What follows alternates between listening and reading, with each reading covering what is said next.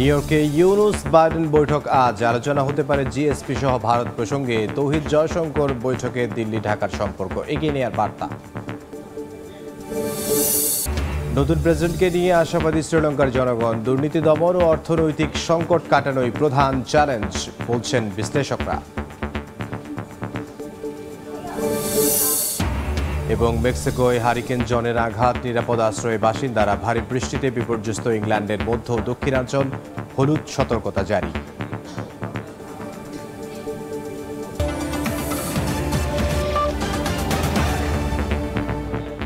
আন্তর্জাতিক সময়ের সঙ্গে আছি আমি ইমদাদুল হক। জাতিসংঘ অধিবেশনের ফাঁকে রাতে একান্ত বৈঠকে বসবেন অন্তর্বর্তী সরকারের প্রধান উপদেষ্টা ডক্টর মোহাম্মদ ইউনুস ও মার্কিন প্রেসিডেন্ট জো বাইডেন।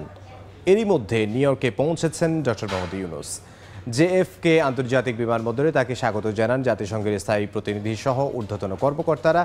এছাড়াও উপস্থিত ছিলেন যুক্তরাষ্ট্র বিএনপির নেতাকর্মীরাও। নিউ ইয়র্ক থেকে হাসানুজ্জামান সাকির রিপোর্ট। জাতিসংঘ সাধারণ পরিষদের ৭৯তম অধিবেশন। বিভিন্ন দেশের রাষ্ট্র ও সরকার প্রধানদের অংশগ্রহণে বিশ্বের সবচেয়ে বড় আসর বসছে যুক্তরাষ্ট্রের নিউ ইয়র্কে। বিশ্ব নেতাদের পাশাপাশি অধিবেশনে যোগ দিতে নিউ ইয়র্কে পৌঁছেছেন অন্তর্বর্তী সরকারের প্রধান উপদেষ্টা ডক্টর মোহাম্মদ ইউনুস। স্থানীয় সময় সোমবার রাতে কাতার এয়ারলাইন্সের একটি বাণিজ্যিক ফ্লাইটে জেএফকে আন্তর্জাতিক বিমানবন্দরে পৌঁছান তিনি। বিমানবন্দরে তাকে অভ্যর্থনা জানান জাতিসংঘে নিযুক্ত বাংলাদেশের স্থায়ী প্রতিনিধি এম এ মোহিত। এ সময় বিমানবন্দরের বাইরে যুক্তরাষ্ট্রের শত শত বিএনপি নেতাকর্মী ডক্টর ইউনুসকে স্বাগত জানিয়ে প্রীতি সমাবেশ করে। এরপর বিমানবন্দর থেকে সরাসরি ম্যানহাটানে তার আবাসস্থল গ্র্যান্ড হায়াত হোটেলে যান প্রধান উপদেষ্টা। আশা করা যাচ্ছে যে এটা একটা খুবই সৌহার্দ্যপূর্ণ মিটিং হবে। বাংলাদেশের ইউএস বাংলাদেশের সাথে খুবই পুরনো বন্ধু। আমাদের বন্ধুত্বটা আরও যাতে এগিয়ে নেওয়া যায় সে বিষয়ে আলোকতুলো হবে। মঙ্গলবার অধিবেশনের ফাঁকে দুপুরে একান্ত বৈঠকে মিলিত হবেন প্রধান উপদেষ্টা ডক্টর ইউনুস ও মার্কিন প্রেসিডেন্ট জো বাইডেন। ঐতিহাসিক এই বৈঠকে দুই নেতার মধ্যে স্বার্থ সংশ্লিষ্ট বিভিন্ন বিষয়ে আলোচনা হবে। জাতিসংঘের সাইডলাইনে বেশ কয়েকটি দেশের রাষ্ট্র ও সরকার প্রধানের সাথে বৈঠক করবেন প্রধান উপদেষ্টা ডক্টর মোহাম্মদ ইউনুস। বিশ্বব্যাংক ও ইউরোপিয়ান কমিশন সহ বেশ কিছু প্রতিষ্ঠান এবং সংস্থার প্রধানরাও প্রধান উপদেষ্টার সাথে সাক্ষাৎ করবেন। তবে সব কিছু ছাপিয়ে ৩ দশকের মধ্যে হতে যাওয়া প্রথম বাংলাদেশের কোনো রাষ্ট্র বা সরকার প্রধানের সাথে মার্কিন প্রেসিডেন্টের এই বৈঠকটি, অর্থাৎ ইউনুস বাইডেন বৈঠকের দিকেই সবার এখন নজর। হাসানুজ্জামান সাকি, সময় সংবাদ, জাতিসংঘ সদর দপ্তর, নিউ ইয়র্ক। এদিকে নিউ ইয়র্কে পররাষ্ট্র উপদেষ্টা তৌহিদ হোসেন ও ভারতীয় পররাষ্ট্রমন্ত্রী এস জয়শঙ্করের মধ্যে বৈঠক অনুষ্ঠিত হয়েছে। বাংলাদেশ ও ভারতের দ্বিপাক্ষিক সম্পর্ক এগিয়ে নেওয়ার বিষয়ে আলোচনা হয়েছে বৈঠকে। যুক্তরাষ্ট্রের জাতিসংঘ সাধারণ পরিষদের অধিবেশনের ফাঁকে সোমবার স্থানীয় সময় সন্ধ্যায় দুজনের মধ্যে বৈঠক অনুষ্ঠিত হয়। বাংলাদেশের পররাষ্ট্র মন্ত্রণালয় সামাজিক যোগাযোগ মাধ্যম এক্সে এ তথ্য জানিয়েছে। এদিন বাংলাদেশের গণ অভ্যুত্থান এবং বিশ্বজুড়ে সামাজিক ও অর্থনৈতিক বৈষম্য দূরীকরণ নিয়ে জাতিসংঘে বক্তব্য রাখেন পররাষ্ট্র উপদেষ্টা তৌহিদ হোসেন।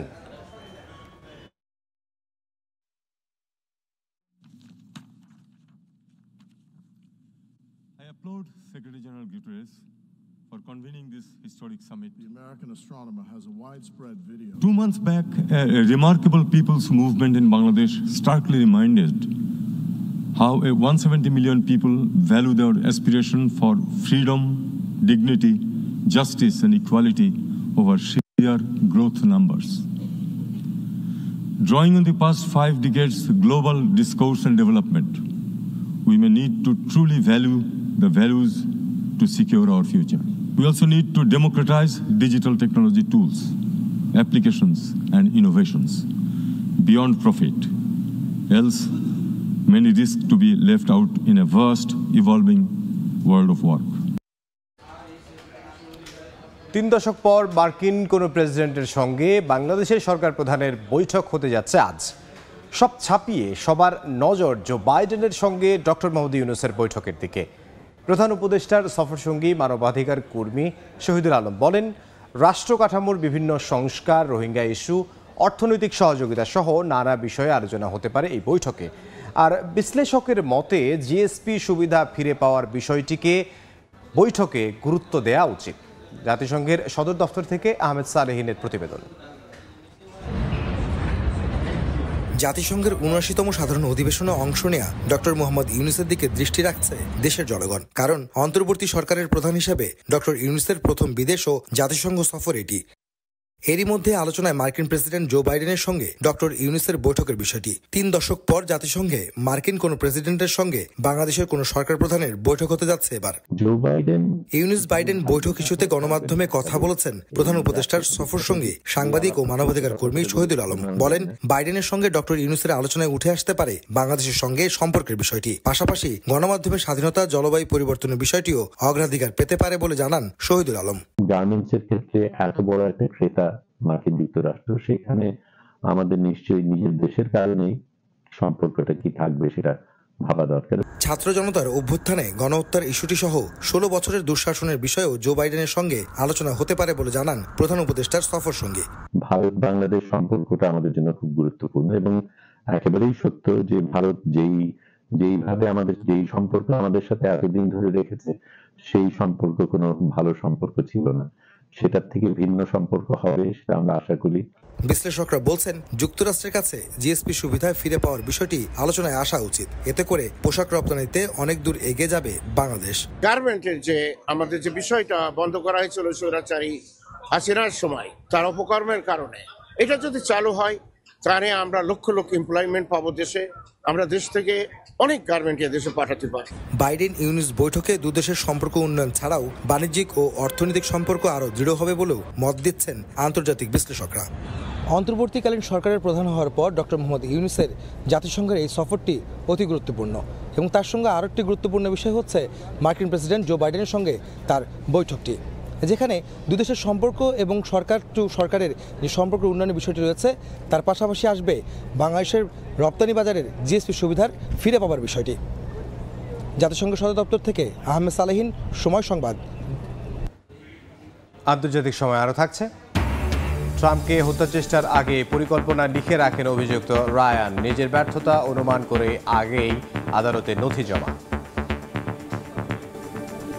জাতিসংঘের সামিট অব দ্য ফিউচার সম্মেলনে গুরুত্ব পেয়েছে মধ্যপ্রাচ্য ইস্যু। চলমান সংঘাত বন্ধের আহ্বান জানিয়েছেন বিশ্ব নেতারা।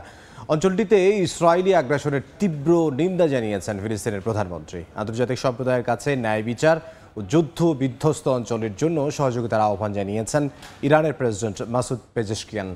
সম্মেলনে মার্কিন পররাষ্ট্রমন্ত্রী অ্যান্টনি ব্লিংকেন বলেছেন, সংঘাতকে কোনোভাবেই সমর্থন করে না যুক্তরাষ্ট্র। গাজা, ইউক্রেন, সুদান সহ বিশ্বের বিভিন্ন স্থানে চলছে যুদ্ধ সংঘাত। নিউ ইয়র্কে জাতিসংঘের সামিট অব দি ফিউচার সম্মেলনে গুরুত্ব পেয়েছে ইস্যুটি। সম্মেলনে সদস্য দেশগুলোর ভবিষ্যৎ পরিকল্পনার পাশাপাশি এসব সহিংস পরিস্থিতি উঠে আসে। মধ্যপ্রাচ্যের অশান্ত পরিবেশ নিয়ে উদ্বেগ জানান বিশ্ব নেতারা। ফিলিস্তিনের প্রধানমন্ত্রী মোহাম্মদ মোস্তফা গাজায় তেল আবিবের সামরিক অভিযানকে গণহত্যার যুদ্ধ বলে সম্বোধন করেন। তিনি ইসরায়েলের অমানবিক কর্মকাণ্ডের তীব্র নিন্দা জানান। Our people in Gaza are enduring one of the darkest chapters in modern history. For nearly a year now, Israel's genocidal war has caused unprecedented loss and suffering and humanitarian catastrophe. ইরানের president Masoud Pezeshkian আন্তর্জাতিক সহযোগিতা, ন্যায় বিচার এবং সততার আহ্বান জানান। গাজার যুদ্ধবিরতির ওপরও জোর দেন তিনি। بیایید آینده‌ای عادلانه و پررونق برای فرزندانمان بیافرینیم. محور این تلاش مشترک توجه به نقش و جایگاه سازمان ملل متحد به عنوان نماد چندجانبه گرایی به احترام به اهداف و اصول منشور آن است. লেবাননে ইসরায়েলের নজিরবিহীন হামলায় দেশের পাশে থাকতে সম্মেলনে যোগ দেননি প্রধানমন্ত্রী নাজিব মিকাতি। জাতিসংঘে নিযুক্ত লেবাননের প্রতিনিধি বিশ্ব নেতাদের সামনে নিজ দেশের মানুষের দুর্ভোগের কথা তুলে ধরেন। হামলায় গুরুত্বপূর্ণ অবকাঠামোর ধ্বংসের পাশাপাশি ব্যাপক ক্ষতির মুখে পড়েছে বলে জানান তিনি। এদিকে মার্কিন পররাষ্ট্রমন্ত্রী অ্যান্টনি ব্লিংকেন জানান, সীমান্তের সংঘাতকে কোনোভাবেই সমর্থন করে না যুক্তরাষ্ট্র। We will not accept efforts to tear down, dilute, or fundamentally alter the core principles of the UN Charter: sovereignty, territorial integrity, independence. সম্মেলনে অংশ নিয়ে ভারতের প্রধানমন্ত্রী নরেন্দ্র মোদী জানান, মানবতার সাফল্য সম্মিলিত শক্তির মধ্যে, যুদ্ধের ময়দানে নয়। বিশ্বজুড়ে শান্তি ও উন্নয়নের জন্য বিশ্ব সংস্থাগুলোর সংস্কারের প্রয়োজন বলে মনে করেন তিনি। Not in the battlefield. Maliha সুরাওয়ার্দী, সময় সংবাদ। শ্রীলঙ্কার নতুন প্রেসিডেন্ট মার্ক্সবাদী নেতা অনুরা কুমারা দিশানায়েককে নিয়ে আশাবাদী দেশটির সাধারণ মানুষ। তাদের বিশ্বাস, দুর্নীতি দমন এবং অর্থনৈতিক দুর্দশা দূর করে দেশটির সুদিন ফিরিয়ে আনবেন তিনি। হাজার হাজার জনগণ সমস্বরে আওড়াচ্ছে একটিই নাম, একেডি। শ্রীলঙ্কার নবনির্বাচিত প্রেসিডেন্ট অনুরা কুমার দিশানায়েকের জয়গান গাইছেন তারা, যেন কয়েক দশক পর আবারও আশায় বুক বেঁধেছেন। সবার বিশ্বাস, এবার দূর হবে দেশের অর্থনৈতিক দুর্দশা।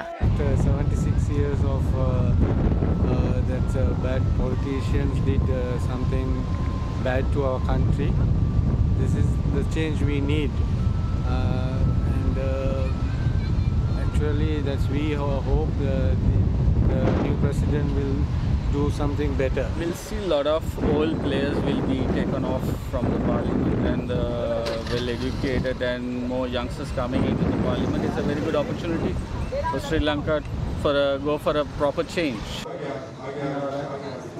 ঋণের বোঝায় নত এবং বিপর্যস্ত শ্রীলঙ্কার অর্থনৈতিক পুনরুদ্ধারের নেতৃত্ব দিয়েছিলেন সাবেক প্রেসিডেন্ট রনিল বিক্রমাসিংহে। তবে তার নেওয়া কঠোর নীতির বিরুদ্ধে ক্ষুব্ধ হয়ে ওঠেন সাধারণ জনগণ। তারই প্রতিফলন দেখা যায় এবারের নির্বাচনে। মাত্র 17% ভোট পেয়ে তৃতীয় অবস্থান পান বিক্রমাসিংহে, যেখানে দিশানায়েক পান 42.3%।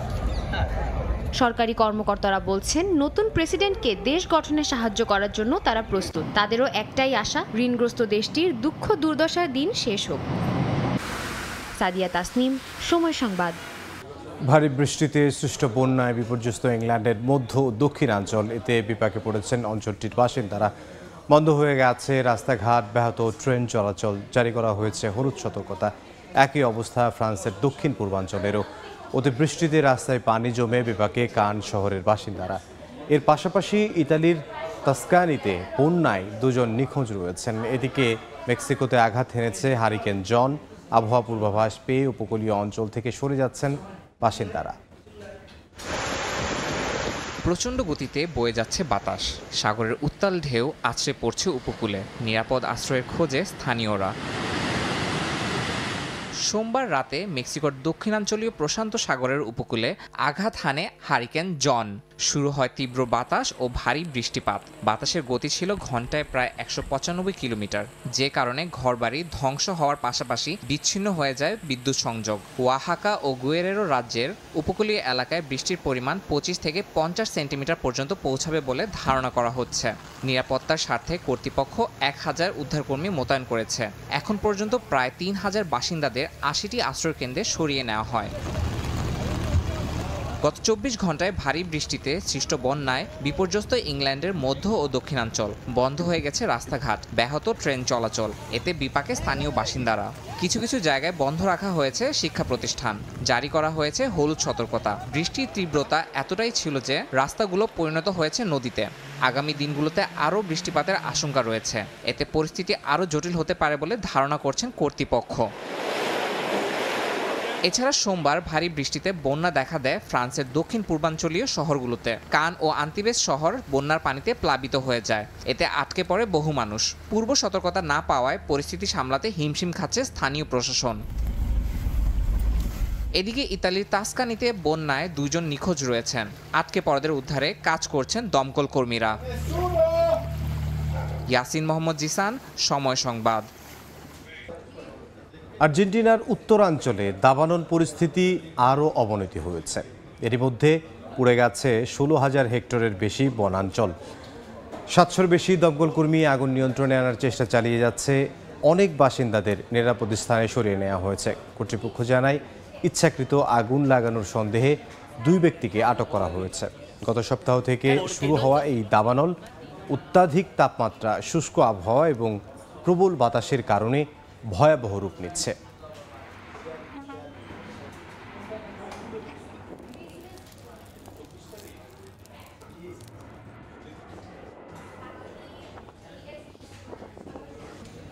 গ্রিসের সাবোস দ্বীপের কাছে অভিবাসন প্রত্যাশীদের একটি নৌকা ডুবে 3 জনের মৃত্যু হয়েছে, নিখোঁজ রয়েছেন অনেকে।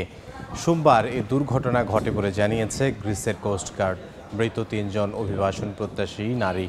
ধারণা করা হচ্ছে নৌকাটিতে অন্তত ৩০ জন ছিলেন। এখন পর্যন্ত ৫ জনকে জীবিত উদ্ধার করেছে দেশটির কোস্টগার্ড। উদ্ধারকৃতদের মধ্যে একজন গর্ভবতী নারী ও শিশু রয়েছে। তাদের চিকিৎসার জন্য হাসপাতালে নেওয়া হয়েছে।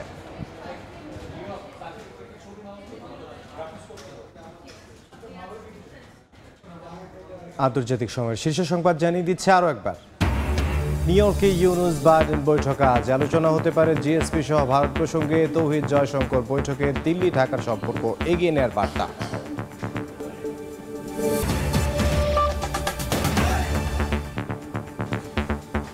এই ছিল আন্তর্জাতিক সময়। সঙ্গে থাকুন সময়।